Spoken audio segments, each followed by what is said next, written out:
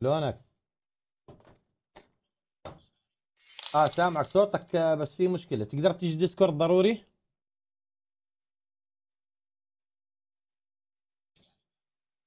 والله موضوع مستعجل جدا. ماشي يا عمري، ماشي يلا. يلا.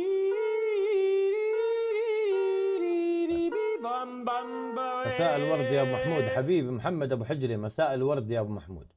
طيب، ما دام بتحبوا الدراما انتو، خلنا احكي لكم. اسمعوا يا شباب، ترى الستريمرية قد ما كانوا بحبوا بعض بيحقدوا على بعض.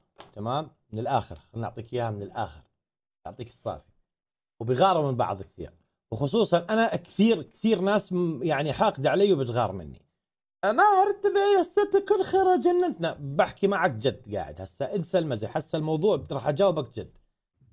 موضوع الجي تو جي وما جي تو جي. اوتلو اول واحد صارت عليه المشكله. اوتلو اوتلو donation. روق مهارته، يسعدك يا منى. لا لا، صار لازم نحكي.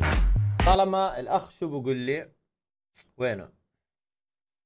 لا تنسى محمود انه سوى بورير، خسرت كثير متابعين من الجي تو جي. اول شيء تحيتنا لكلان الجي تو جي، اوكي؟ والله تحيتنا، والله اخواننا الجي تو جي، وابو خليل على راسي. بحبني او بكرهني، بحبني او حاقد علي، هذا موضوع بعنيه تماما. متضايق مني ولا مش متضايق مني، اللي انا ما بعرفه لغايه هاي اللحظه. اوكي، بس فرصه نجاوب على موضوع اوتلو ودايسون. كانوا متابعين لي وينزلوا بروماتي، والمقاطع اللي شفتوها نزلت علي من دايسون. هم كانوا ينزلوا برومات ايام اليوتيوب، ايام ما كان عندي بس 200 على البث ايام اليوتيوب. فالاخوان كانوا من عندي. اوتلو صار بعد فتره يلعب مع ابو خليل، ماشي.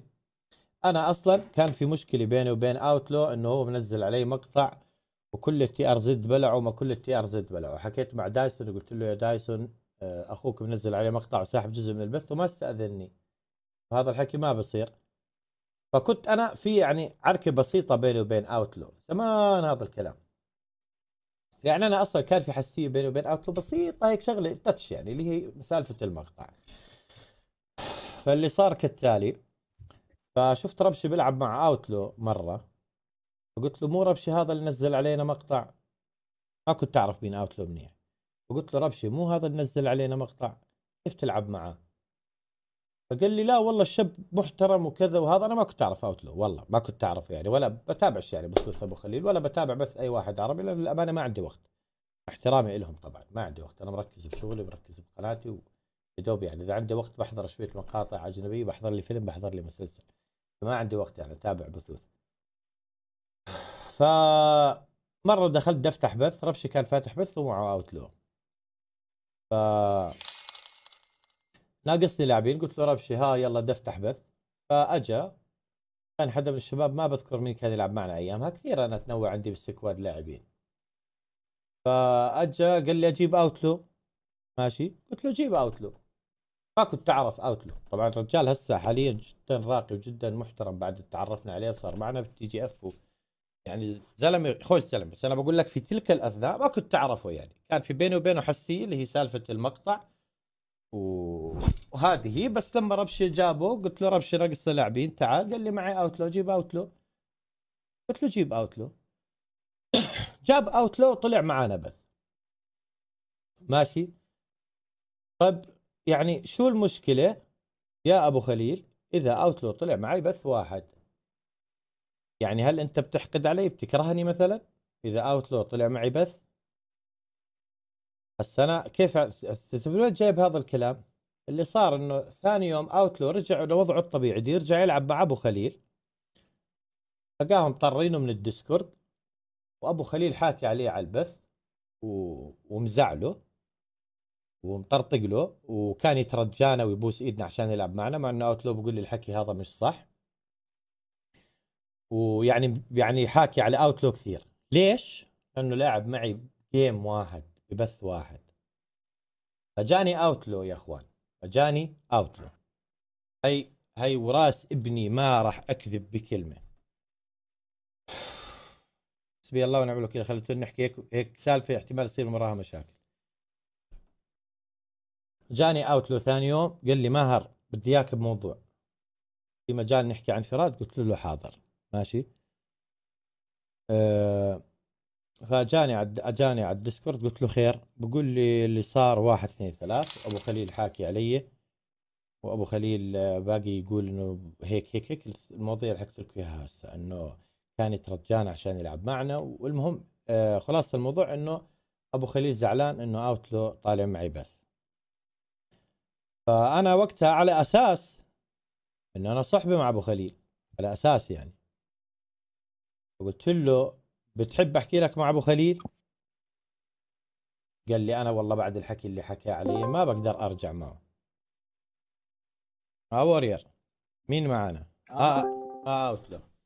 اوتلو صار شويه مشاده كلاميه بخصوص الجي تو جي، وانت خاطف اوتلو وانت خاطف وورير وانت خاطف السوالف هاي. فقاعد بشرح لهم القصه من بعد طبعا من طرفي القصه. هذا اوتلو حين يرزق، اذا حكيت اي شيء غلط فعمي قول هذا الحكي مش صح. شو احكي؟ شو في؟ المهم بقولوا لك انت خسرت نصف متابعين الجي تو جي عشان انت بتخطف لاعبين من عندهم، وانت اوتلو وورير وما بعرف شو. فوضحت لهم السالفه اللي صارت يوم انت طلعت معي بث واحد صح. جيت ثاني يوم لقيتهم شو بيحكوا عنك بالبث. لقيت يغلط ويسب ويقول انت كنت تجي تترجانا تلعب معنا ما اعرف شو. عاد هذا الحكي ما صار ابدا، يعني كل الحكي اللي صار انه هو حكى لي تعال العب معي. قلت له ابشر ما في مشكله راح اصير العب معك. جيت وقت دخلت معك كان عندك تحدي، ناديت لي قلت لي تعال العب معي، قلت لك ابشر. فجأة بعديها اجي ابعث لابو خليل اقول له شلونك كيف الحال. اليوم في بث ولا لا عشان اعرف ارتب اموري. ما رد علي، يفتح بث قام يغلط علي. ومن هذه السالفه فانا شو يوم جيتني قلت لي السالفه هاي، حلفتك بالله. يوم جيتني قلت لي ماهر بدي اياك بموضوع هالقصه 1 2 3. شو قلت لك انا؟ قلت لك تحب احكي مع ابو خليل صح؟ صح، قلت لي تحب احكي معه اصلح الموضوع. هي قدام الناس صح. يا اخوان طبعا هسه الكل راح يحكي دراما صح شباب. انا والله ناس استفزتني هسه بالتعليقات ومو قادر اسكت اكثر من هيك. يعني موضوع وورير وموضوع اوتلو، موضوع انت بتخطف لاعبين من الجي تو جي وسالفه زي هيك. فانا جيت شو صار؟ قلت له يا اوتلو بتحب اصالحك مع ابو خليل؟ انا ابو خليل صاحبي بحكي لك معه وبنصالحكم وبنتهي الموضوع. طبعا اوتلو واحد حاكي عليه بهذا الشكل ما راح يتقبل يمشي الموضوع بهالسهوله. انت كنت ترجانا وانت كنت ما بعرف شو. قال لي انا ما راح اقبل. فانا حسيت بالذنب انا كماهر. انا الحمد لله اللي بتابعني بيعرفني انا زلمه والله على باب الله وطيب ودغري، ما يعني ما بلف ولا بدور. فانا حسيت بالذنب. طب انا خربت على اوتلو، خربت على الزلمه. يعني الموضوع صار بسبب مين؟ بسبب ماهر صح. انه اوتلو بطل يلعب مع ابو خليل وصار مشكله بينه وبينه انه اجى لعب معي، مع العلم انه انا ماهر ما الي ذنب. انا ما بعرف انه راح يصير مشكله. انا كان ناقصني لعيبه واوتلو كان يلعب مع ربشه، فقلت له ربشه بدي لاعبين، قال لي مع اوتلو اجيبه، قلت له جيبه. يعني هذا اللي صار هيك بالصدفه ولعب معنا جيم. يعني ليش لهالدرجه الحقد انه حتى تزعل من اوتلو؟ والنيه انه انا وياك ابو خليل ماكلين بصحن واحد مش مره ولا مرتين، مفطرين برمضان وعازمك على البيت عندي.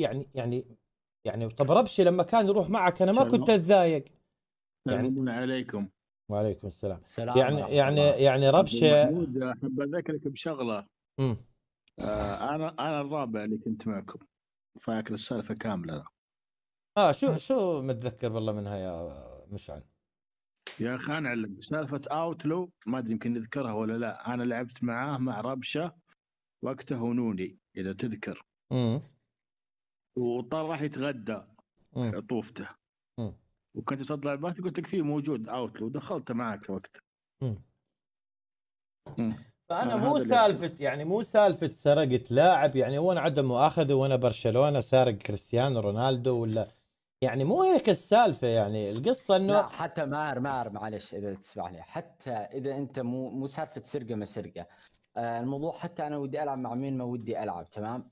وقتها حتى انت جي تو جي وقتها انت جي تو جي مو حاط يعني وقتها. حاط فعليا، حط انا مش حاط جي تمام. انا العب مع مين ما ودي العب تمام. اجى هو طلب لي قال لي تصير تلعب معي وكذا تساعدني من هذا الامور. قلت له ابشر من عيني ما في اي مشكله. تمام. طبعا اوتلو لاعب ممتاز والكل يعني بيطمح يكون معه، لكن انا والله بهمني علاقتي باليوتيوبريه اكثر من انه ازعل يوتيوبر مني. تمام. وخصوصا مثلا واحد مثل ابو خليل. ابو خليل انا لغايه هاي اللحظه حتى بغض النظر عن الحساسيات بعتبره اخوي وصاحبي، يعني ما عندي خلاف. ماهر انا مع ابو اسمح خليل. لي احكي ماهر عشان يعني انهيها من لا بس دا اقول لهم شو اللي صار كالاتي. اللي صار كالاتي. جيت وقت لعبت معك. انت كان بثك اتوقع الظهر هيك شيء صح؟ لا يعني المغرب 7-6 هيك كان بثي. صحيح هو انا كنت بامريكا فتوقيتي كان الظهر. جيت لعبت معك بعد ما خلصت معك اجى فتح هو بث. جيت لو بدي اطلع قام يغلط ويسب وكذا. قبليها شو صاير؟ قبليها واحد اتوقع شرر او وورير واحد منهم كمان لعب معك، او واحد من الشباب كمان لعب معك. وقال لي السالفه اذا انت ما عندك خبر انا احكي لك اياها، واذا تجيب واحد من الشباب راح يحكوا لك هذا الحكي صح.